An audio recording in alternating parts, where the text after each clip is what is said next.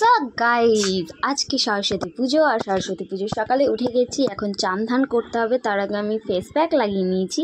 Face প্যাকটা 15 মিনিটের মতো রাখতে হবে, আর এটা কিন্তু আমি একটা অ্যাপ থেকে নিয়েছিলাম। সত্যি বলতে খুবই ভালো, ফেস প্যাকটা খুব গ্লোয়িং হয়। তো চলো, ফেস প্যাকটা এখনও শুকায়নি, শুকানোর পরে তুলে নেব এবং চান করতে হবে, শ্যাম্পু করতে হবে, অনেক কিছু কাজ আছে।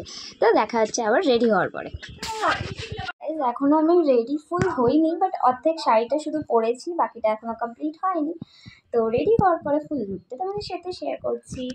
সো গাইজ আমি তো পুরোপুরি রেডি হয়ে বেরিয়ে পড়েছি, আর এখন কিন্তু আমার আজকে একটু লেট করে, প্রত্যেকবার যেমন তাড়াহুড়ো করে বেরাই, এবার কিন্তু একটু লেট করে বেরিয়েছি। আমি প্রায় 1টার পরে বেরিয়েছিলাম, কারণ ওদিকে ওই অন্তরাদিরাও যাবে। তো অন্তরাদিদের বাড়িতে আসলাম এবং সেখানে অঞ্জলি দিলাম, তারপরে আমাদের একসাথে বেরোনোর কথা ছিল। তো ওরা রেডি হচ্ছিল, আর এদিকে কিন্তু আমি চলে গেছিলাম অন্তরাদির ছেলের সাথে একটুখানি দোকানে, কারণ অন্তরাদির ছেলে একটু কান্না করছিল। তো ভাবলাম যাই, দোকান থেকে একটু কিছু কিনে দিলে কান্নাটা থেমে যাবে, আর আমরাও বেরোতে পারবো, নইলে বাচ্চা মানুষ আমাদের সাথে তো বেরোতে পারবে না।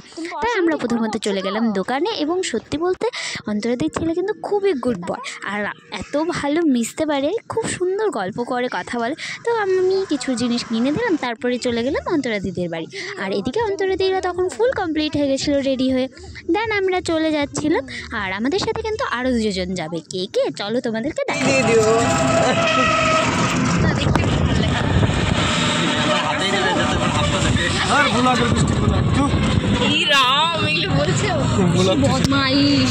তো দেখতেই পেলে আমরা একসাথে 5জন মিলে টোটোতে উঠেছি, আর কতটা কিভাবে আসলাম। এবং তারপরেই প্রথমে আমরা চলে গেছিলাম কলেজে, এবং কলেজে বলতে গেলে আমার একটু যেতে অদ্ভুতই লাগছিল, কারণ আমরা 2 বছর হয়ে গেছে বেরিয়ে গেছি। তো সেহেতু আবার কলেজে ঢুকতে একটু আনকমফর্টেবল ফিল হচ্ছিলো। তো যাই হোক গেলাম, যাওয়ার পরে কিন্তু অনেক ফ্রেন্ডদের সাথে দেখা হলো।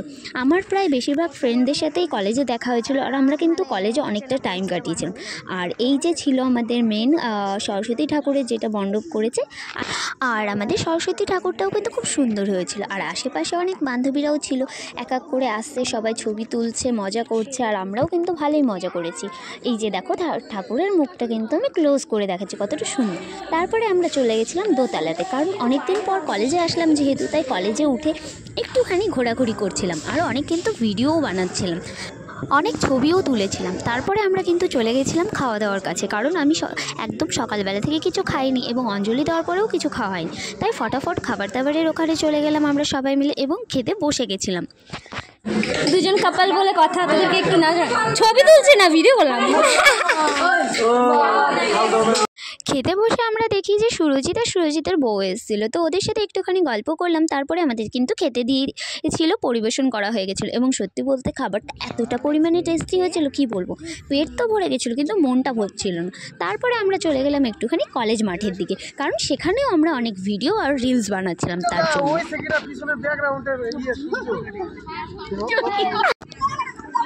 ওরে